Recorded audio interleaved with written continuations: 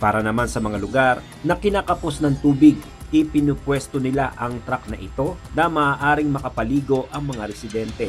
Ito po yung aming mobile shower and toilet. Usually, dinedeploy namin to sa mga evacuation centers pag nag-o-open. Pero dahil nga sa pagtaas ng heat index, yun nga, isang measure na ginagawa namin is nag-offer kami ng libre paligo sa mga communities natin using this mobile shower truck. May 4 na cubicles siya, used for shower, sinusupplyan ng tubig ng ating ng fire truck. Shower talaga siya, kaya pag maliligo ka, nag-enjoy nga pati mga bata, parang ayaw nang tumigil. Pero syempre, merong time limit para mas marami yung maserbisyohan natin na maka-avail ng libreng shower. At ito, dinedeploy namin yung time na kainitan ng yung mga between 3 p.m. to 5 p.m. Doon namin siya dinedeploy or minsan nag-extend kami up to 6 p.m. para yung mga kakauwi lang galing sa trabaho, kung gusto nila mag-freshen up, pwede nilang ma-avail itong mobile shower facility natin.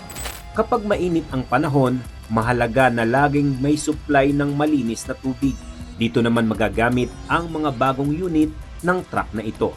Ito yung aming bagong mobile water filtration unit. So, dalawa po sila. Ang intention din nito is for use pag may mga evacuation center kaming binubuksan during calamity, sunog, baha. Pero ngayon, naka-ready na rin sila for deployment just in case itong heat index natin ay patuloy na tumaas. In supplementation dito sa mobile shower na ipapagamit natin sa mga community, mag-o-offer din kami ng libreng potable water. So, technically, ito ay isang mineral water station na mobile na pwede nating dalhin sa iba't ibang lugar at diyan na ipifilter yung tubig at may mga blue containers na rin kami na pwede naming punuin at dalhin sa mga bahay-bahay para mag-distribute ng mga tubig. Pero syempre, i-recover namin yung mga blue containers ulit. Dalawa po sila. Pag nagtuloy-tuloy yung init, start na po namin yung deployment.